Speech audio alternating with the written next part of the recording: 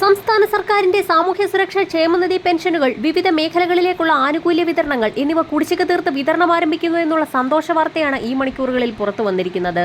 തദ്ദേശ തെരഞ്ഞെടുപ്പിന് മുന്നോടിയായി സർക്കാർ ജീവനക്കാർക്കും സർവീസ് പെൻഷൻകാർക്കും ക്ഷേമ പെൻഷൻകാർക്കും മറ്റ് വിവിധ മേഖലകളിലെ ഗുണഭോക്താക്കൾക്കുമാണ് ആനുകൂല്യം എത്തിച്ചേരുക.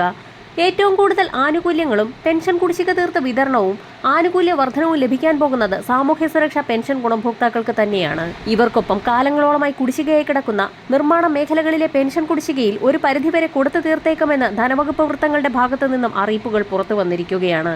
വരാൻ പോകുന്ന ഇലക്ഷൻ മുൻപിൽ കണ്ടുകൊണ്ടാണ് സംസ്ഥാന സർക്കാരിന്റെ തിരക്കിട്ട നീക്കം. ഏറ്റവും അർഹതപ്പെട്ട ഗുണഭോക്താക്കളിലേക്ക് മാത്രം പെൻഷനും കുടിശ്ശികയടക്കമുള്ള ആനുകൂല്യങ്ങൾക്ക് പുറമെ വർദ്ധിപ്പിച്ച പെൻഷൻ തുകയും എത്തിച്ചേരുന്നതിന്റെ ഭാഗമായി സംസ്ഥാന സർക്കാർ പ്രഖ്യാപിച്ചിട്ടുള്ള മസ്റ്ററിംഗിൽ ലക്ഷക്കണക്കിന് ഗുണഭോക്താക്കളാണ് അനർഹരെന്ന് കണ്ടെത്തി പുറത്താക്കപ്പെട്ടിരിക്കുന്നത്. ഇതിനു പുറമെ തദ്ദേശീയ തലത്തിൽ വാർഡ് അടിസ്ഥാനമാക്കിയുള്ള ഭൗതിക സാഹചര്യ പരിശോധന കൂടി വരുന്ന ദിവസം മുതൽ കർശനമാക്കും. സർക്കാർ മാനദണ്ഡങ്ങൾ ലംഘിച്ച് പെൻഷൻ അനധികൃതമായി കൈപ്പറ്റിയവർക്കെതിരെ ഇതുവരെ കൈപ്പറ്റിയ പെൻഷൻ 18% പിഴപ്പലിശയടക്കം തിരികെ പിടിക്കാനാണ് സർക്കാർ നീക്കം. ഇതിന്റെ ഭാഗമായുള്ള നടപടികൾ ആരംഭിച്ചു കഴിഞ്ഞു.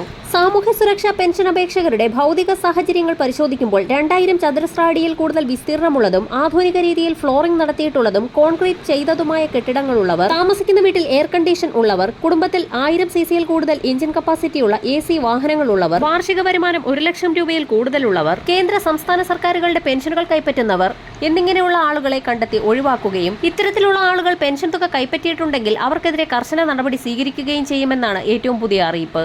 പെൻഷൻ തുകയിൽ 2000 രൂപയുടെ വരെ വർധനവ് വരുത്തിയേക്കുമെന്നുള്ള റിപ്പോർട്ടുകൾ നേരത്തെ തന്നെ പുറത്തു വന്നിരുന്നു. പെൻഷൻ തുകയിൽ വലിയൊരു വർധനവ് വരുത്തുമ്പോൾ സാമ്പത്തിക പ്രതിസന്ധി രൂക്ഷമായിരിക്കുന്ന സാഹചര്യത്തിൽ സംസ്ഥാന സർക്കാരിന് അനർഹരായി പെൻഷൻ തുക കൈപ്പറ്റുന്ന ആളുകളുടെ എണ്ണം കൂടി വർദ്ധിച്ചു വരുന്ന സാഹചര്യത്തിൽ കനത്ത തിരിച്ചടി നേരിടേണ്ടി വരും. അനർഹരായ ആളുകളെ ഒഴിവാക്കി പെൻഷൻ പട്ടിക പുനഃക്രമീകരിക്കുന്നതിന്റെ ഭാഗമായി ഏറ്റവും പുതിയ വിതരണ ലിസ്റ്റിന്റെ അടിസ്ഥാനത്തിൽ പെൻഷൻ തുകയും കുടിശ്ശിക തുകയും വർദ്ധിപ്പിച്ച പെൻഷൻ തുകയും അടക്കം വിതരണം ആരംഭിക്കുമ്പോൾ അർഹതപ്പെട്ട ആളുകളിലേക്ക് മാത്രം പെൻഷൻ തുക എത്തിച്ചേരുന്നത് സാമ്പത്തിക പ്രതിസന്ധി ഒഴിവാക്കും.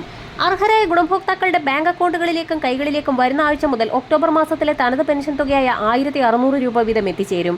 പെൻഷൻ തുകയുടെ വിതരണം പൂർത്തിയായ ശേഷം ശേഷിക്കുന്ന ഒരു ഗഡു കുടിശ്ശിക കൂടി വിതരണം ആരംഭിക്കുന്നു എന്നുള്ള സന്തോഷ വാർത്ത കൂടി എത്തിയിരിക്കുകയാണ്. ഭൗതിക സാഹചര്യ പരിശോധനകൾ ആരംഭിക്കുമ്പോൾ കുടുംബ വാർഷിക വരുമാനം കണക്കാക്കുന്ന സാഹചര്യത്തിൽ വിവാഹിതരായ മക്കളുടെ വരുമാനം കണക്കിലെടുക്കേണ്ടതില്ല എന്നുള്ള ഒരു സർക്കാർ നിർദ്ദേശം കൂടി പുറത്തു വന്നിരിക്കുകയാണ്.